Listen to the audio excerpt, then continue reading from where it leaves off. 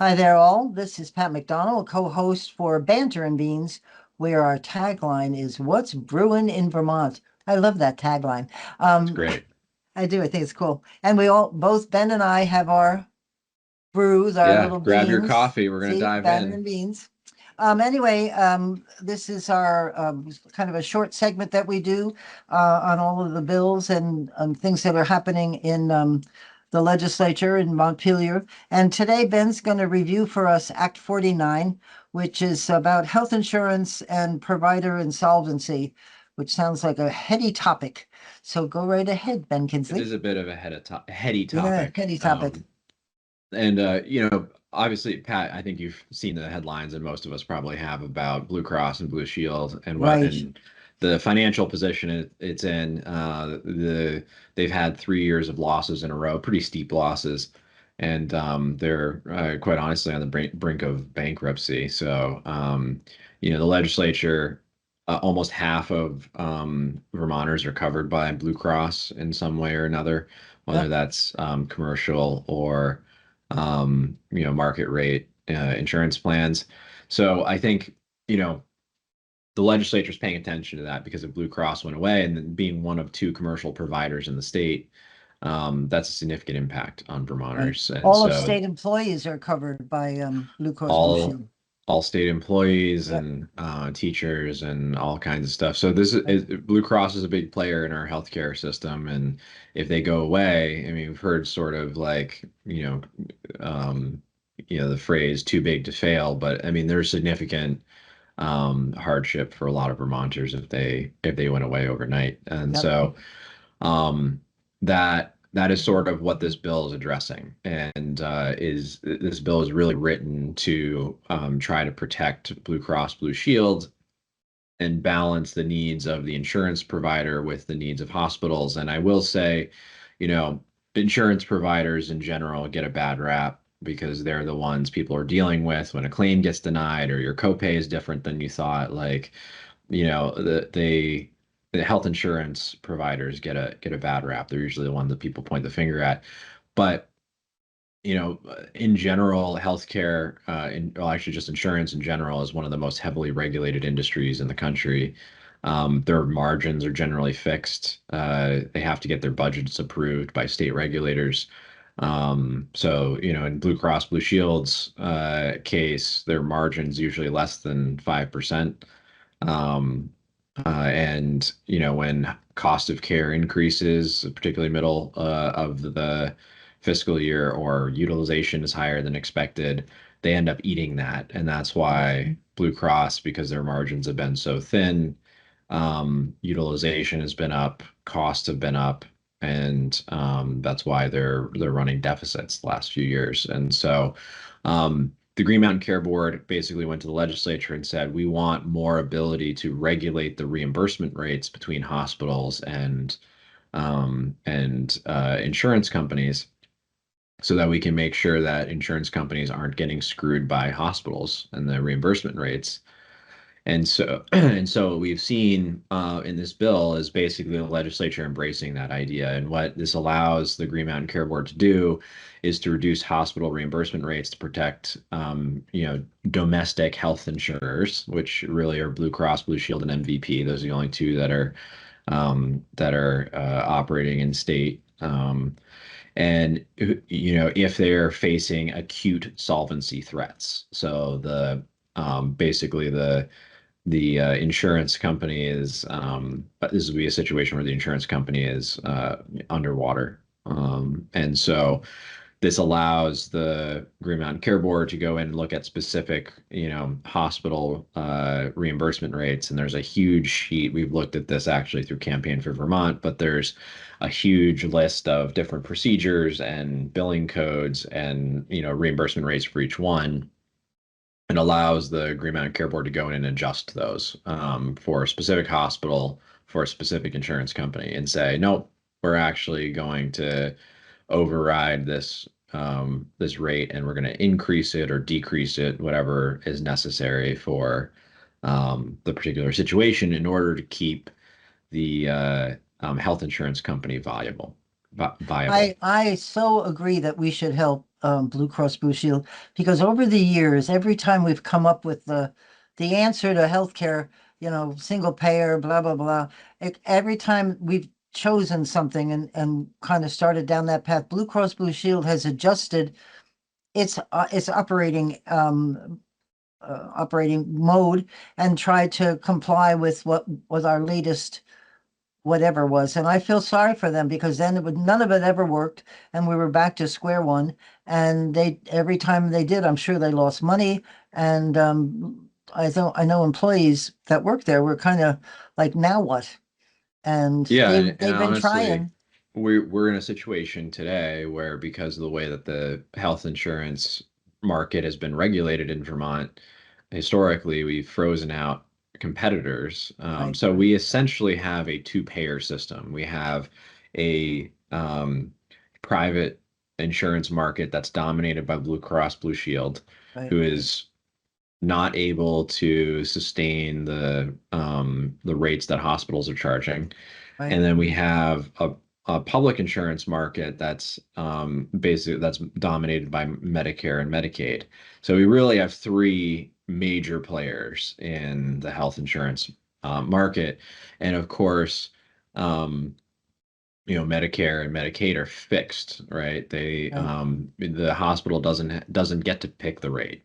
They only get to pick the rate with commercial insurers, and the government, the federal government, picks the rate for Medicare and Medicaid. So, Mhm. um, this is where we see, like, quite honestly, price gouging in the commercial market for specific types of procedures because they can't. The hospitals sometimes don't make money on Medicare, Medicaid patients. So.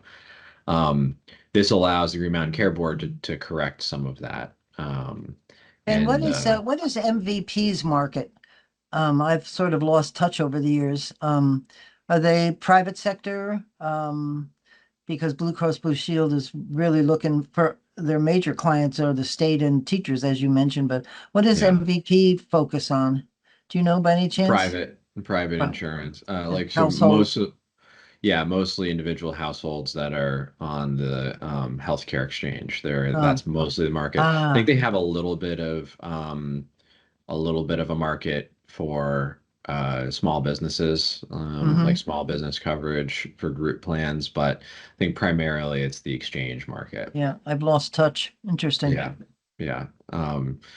So basically, the way that this is going to work is the Green Mountain Care Board consults with the Commissioner of Financial Regulation prior to adjusting reimbursement rates.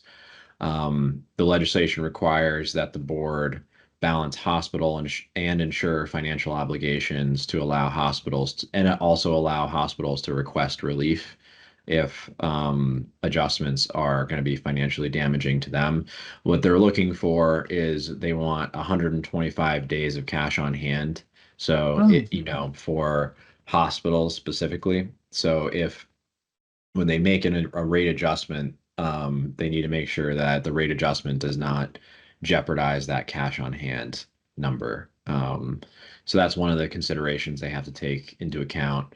And the hospitals do have the ability to appeal these Green Mountain Care Board decisions to the Vermont Supreme Court. So they do have that right to them. They do have that right if they so choose. This is something that the Hospitals Association fought pretty hard. They don't want an outside regulator stepping in and saying, "Oh, actually, we're going to change your reimbursement rates because you're bankrupting the insurance company." mm, well, Um, so they fought that fairly hard, and this was one of the areas that they focused on was the appeals area, and ultimately there was an appeal process that was included in the bill. This bill also does a couple other things that's interesting. That's the main piece of it, but it does a couple other things that are sort of related. So it allows the Green Mountain Care Board to adjust uh, uh, reimbursement rates in a second instance, not just for insurance provider insolvency, but the Green Mountain Care Board sets hospital budget. They approve hospital budgets, and hospitals need to stay within a window of spending when that's pre-approved. And one of the things we've seen is that the University of Vermont Medical Center, in particular, um, tends to come in above budget, above revenue, like they're collecting too much revenue. Um, so that is something that the the Green Mountain Care Board previously has not had a tool to adjust mid budget cycle. They can't correct that until the next Mm. budget Mm. cycle and say, no, we're bringing your, we're approving a lower budget because you keep coming in above budget. There's not a tool mid budget cycle to adjust that. So the way that this bill is written, it allows the Green Mountain Care Board to use the reimbursement rates to insurers to make those mid-budget cycle adjustments. So, let's say you get 6 months into the year and revenues are, 10% above budget, saying like hospitals are bringing in too much money and Mm. therefore costing, healthcare consumers too much money. The Green Mountain Care Board can come in and say, okay, we're making an adjustment to your reimbursement rates to the insurance company because you're bringing in too much revenue. So that is another mechanism for the Green Mountain Care Board essentially to ensure budget compliance, that hospitals are not spending more than they're supposed to be spending. I didn't know there was such a thing as too much revenue. Well, where is that revenue coming from, Pat? I know my pocket. Your pocket. So if Yeah, they're bringing in too much revenue, then it's coming out of your health insurance right, rates. right. Yeah, that's where it's coming from. And so this is the tool for the Green Mountain Care Board to make those mid-year budget adjustments to a hospital. So that's another interesting application of this. We'll see how that plays out. But we know that like UVM, for example, has been over budget for revenue a couple times in recent history. So this allows the Green Mountain Care Board to make adjustments in the Right. middle of a budget cycle. So the other thing that this does, and we've already seen some headlines about this, is it allows the Green Mountain Care Board to appoint an independent observer if a hospital materially misrepresents information or is non-compliant with their budget. So if they are saying, okay, we're not actually complying with our budget, like where our revenue is above or, whatever, Mm. we're bringing in too much revenue more than was budgeted, the Green Mountain Care Board can appoint an observer. Or if a hospital misrepresents what their revenue numbers actually are, that's probably a Um, more serious thing, to be right, honest. right. So an observer can be appointed to monitor the hospital's operations and then report back to the board and the Office of the Healthcare Advocate about what's going on in the hospital. And one of these has already been appointed, Pat. You know who it was? Who? It's Mike Smith. Oh, stop. Was appointed as a hospital observer Oh, I remember reading that. I thought, and Michael. to the UVM Medical Center. Well, he's got the And background for it. yeah, and for those that don't know who Mike Smith is, he is the state government's Mr. Fix-It. If That there's a is, problem, you send they in call Mike. him. Yes, former Navy SEAL, and he's held almost Uh, every position in state government, and he is the guy that seems to be able to fix everything. So, they And he have, does. and he does. I Yeah. mean, generally speaking, he does. And so he's been appointed as an observer to the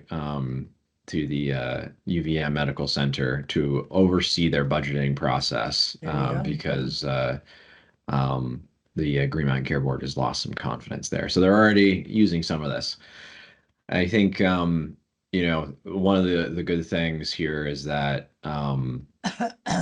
this is a sort of a balanced approach. It gives the Green Mountain Care Board more tools to control the flow of money through the system.